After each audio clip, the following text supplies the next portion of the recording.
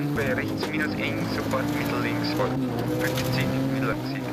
Rechts minus sofort links minus Ihnen 70 bis Kuppe voll 40 auf nach Ihnen sofort mittel rechts plus plus. 안녕하세요, 키미TV입니다. 그룹 B 랠리는 동시대에 있었던 F1 터보 황금기와 같이 모터스포츠 역사상 가장 강렬한 인상을 남겼습니다. 1982년부터 1986년까지의 짧은 몇 년 동안 그룹 B는 무제한 부스트를 허용하며 당시 랠리의 인기와 위상을 F1과 거의 비슷하게 만들었습니다. 이 당시의 레이스카는 양산차 베이스임에도 500마력이 넘는 괴물같은 출력과 경량화된 차체, 세미 오토 기어박스, 그리고 큰 리어윙을 갖추어 제로백을 F1과 비슷하거나 더 빠른 2.3초 만에 달성할 수 있었습니다. 그것도 무려 자갈들이 가득한 비포장 도로에서 말입니다. 이러한 그룹 B는 레이스카 제조사, 드라이버, 심지어 관람객까지 광기가 극에 달했던 시절이었습니다. 모터스포츠 열성 팬들에게 그룹 B는 WRC 최고의 전성기로 기억되고 있습니다. 1982년에 시작된 그룹 B는 연간 단 200대의 생산량만 맞추면 양산 모델을 개조하여 랠리에 참여할 수 있었으며 사실상 기술 제한이 없다 볼 수 있기 때문에 많은 자동차 제조사들은 그룹 B 랠리 참가를 자사의 기술력을 홍보할 좋은 기회로 여겼습니다.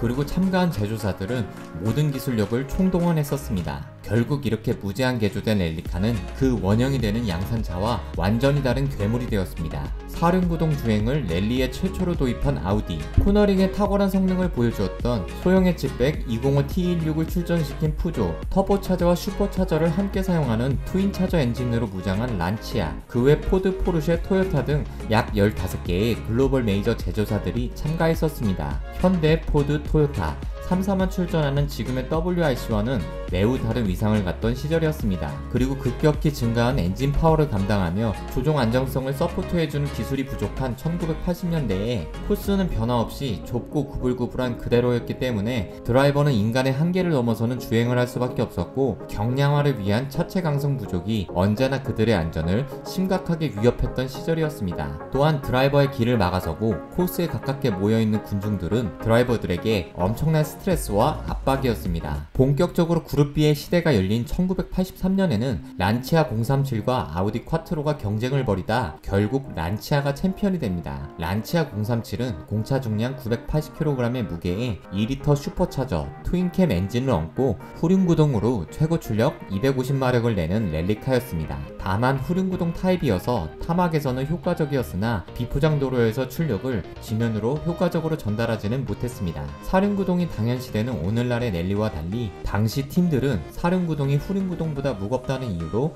후륜구동을 적용하던 때였습니다. 란치아 037은 그룹 B에서 우승한 마지막 후륜구동 레이스카가 됩니다. 반면 사륜구동을 적용한 최초의 그룹 B 레이스카 아우디 콰트로는 사륜구동을 통해 450마력의 출력을 효과적으로 컨트롤할 수 있었습니다. 또한 이 차에 장착된 큰 리어윙과 에어로 파츠는 엄청난 다운포스를 만들어내어 고속에서의 안정성을 높였습니다. 우승한 란치아 037과는 불과 2포인트 차이로 아쉽게 챔피언을 놓쳤지만 아우디 콰트로의 엄청난 퍼포먼스는 다른 팀들에게 사륜구동에 대한 확신을 심어주게 되었습니다.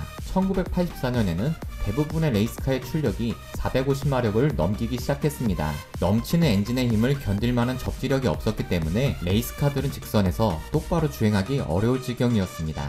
아우디는 사륜구동 시스템의 기술력을 앞세워 콰트로 S1으로 결국 챔피언이 됩니다. 2위는 란치아, 3위는 푸조가 뒤따랐습니다. 아우디 콰트로 S1의 최종 개량형은 2.1L 5기통 터보 엔진으로 무려 600마력의 힘을 발휘하기도 하였습니다. 하지만 아우디의 시대는 오래가지 못했습니다.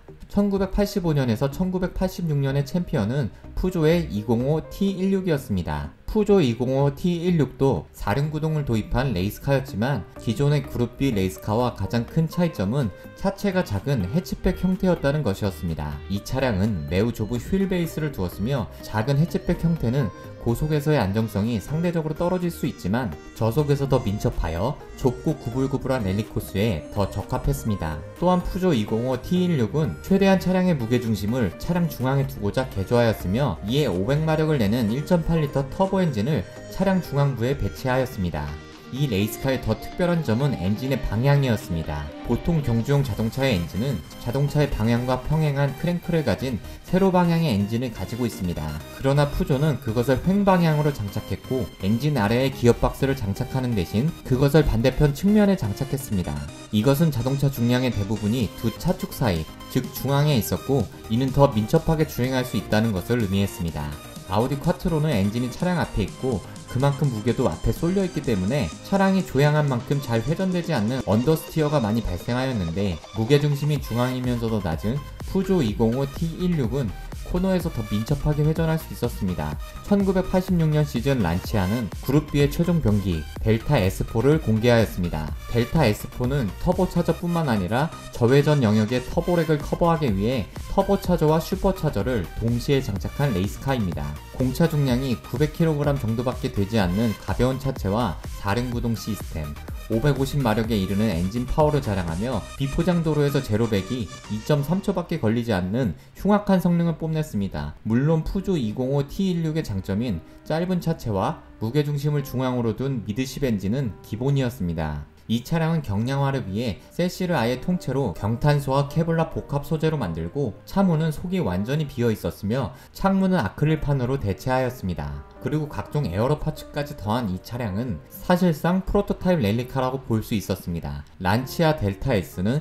향후 그룹 B 폐지 이후에도 하위 클래스인 그룹 A를 위해 다운그레이드 시킨 델타 HF 인테그랄레를 통하여 1987년부터 1992년까지 시즌 챔피언을 싹쓸이하는 WRC 역사상 최고의 랠리카가 됩니다. 어쨌든 1986년까지 그룹 B의 출력 전쟁은 절정에 도달했습니다. 4년이라는 짧은 시간 동안 랠리카의 출력은 250마력에서 300마력 수준에서 450마력에서 600마력 수준으로 2배 급증하였으며 당시 측정 기술력이 좋지 않았던 것을 고려하였을 때 실제 출력은 이보다 더 높았을 것으로 추측되고 있습니다. 불과 몇 년 만에 랠리는 그룹 B로 인하여 최고의 모터스포츠로 발전했지만 드라이버들에게는 더욱더 가혹한 환경이 부여됐습니다. 가장 큰 문제는 차량 최소 중량을 890kg이라는 너무나 가벼운 무게로 설정했다는 것입니다. 이에 제조사들은 과도할 정도의 경량화를 시도했고 그만큼 사고로부터 드라이버를 지켜줄 만하게 차가 튼튼하지 않았으며 안전장치도 빈약했습니다. 과도한 출력 경쟁에 대한 우려의 목소리가 있었지만 레이스카 제조사들은 아랑곳하지 않았습니다. 또한 제조사뿐만 아니라 팬들도 미쳐있던 시기였습니다. 당시 최고의 인기 모터스포츠 그룹 B를 보기 위해 30-40만 명의 군중이 도로가로 나왔습니다. 서킷이 아닌 일반 도로에서 열린 레이스의 특성상 구름처럼 몰려든 군중들을 컨트롤하기 힘들었습니다. 그리고 또한 FIA의 전신인 FISA가 랠리의 흥행을 위하여 이런 현상을 사실상 방치했다고도 볼 수 있습니다. 이 시절 관객들은 안전의식이 전혀 없어서 귀가 미친듯이 흔들리는 차들을 손뻗으며 닿을 거리까지 다가가 구경했습니다. 랠리카를 피하는 것은 일종의 레이스 팬들의 취미가 되었으며 이에 주요 길목을 사람들이 가득 메우고 있다가 레이스카가 다가오면 좌우로 멀어져서 차가 겨우 지나갈 틈을 만들어주는 기이한 광경을 볼 수 있었습니다. 이러한 현상은 빠르게 질주하는 차를 만지려고 하는 것으로 발전하였으며 이로 인하여 랠리카의 윙과 덕트에 핏자국, 머리카락, 심지어 잘린 손가락이 끼어있기도 했습니다. 하지만 레이서들은 이런 관객들이 있음에도 속도를 줄이지 않고 질주할 수밖에 없었습니다. 길들여지지 않는 괴물을 컨트롤하며 이런 미친 관객 숲을 지나야 하는 말도 안 되는 스트레스를 받는 드라이버들 또한 미치지 않을 수 없었습니다. 그러다 결국 비극이 연달아 발생합니다. 1986년 3월 포르투갈 랠리에서 요아킴 산토스가 드라이빙하던 포드 RS200이 관람객들을 덮치는 사고가 발생하여 어린아이 2명과 여성 1명이 그 자리에서 사망하고 31명이 부상당하는 WRC 출범 이래 가장 큰 사고가 발생합니다.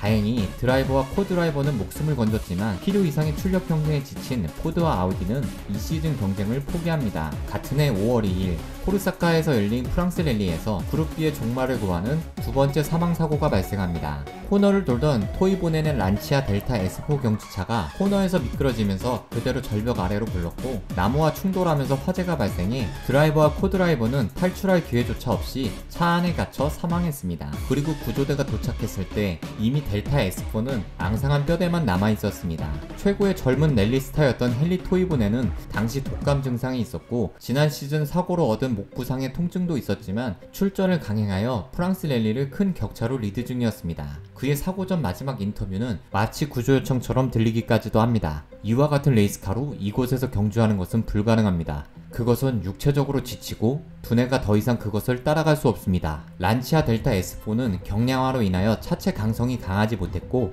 드라이버와 코드라이버는 최소한의 보호 상태로 연료 탱크 위에 앉아 주행하는 격이었습니다. 트윈차저와 각종 주행 서포트 기술을 탑재한 랠리 레이스카의 중량이 960kg 밖에 안 된다는 것은 그만큼 안전을 위한 설비가 취약하다는 것을 의미했습니다. 차량의 중량 제한을 더 높이고 안전셀에 대한 특정 규칙이 당시에 있었다면 그들은 무사했었을지도 모릅니다. 이 사고로 광기 가득했던 그룹 B는 폐지되고 맙니다. 그리고 당시 그룹 B를 주관했던 FISA는 그룹 B보다 훨씬 과격한 무제한급 프로토타입 레이스 그룹 S를 1988년 개시를 목표로 준비했었지만 이 역시도 함께 폐지됩니다. 키미TV에서 준비한 WRC의 최전성기 그룹 B에 대한 이야기는 여기까지입니다.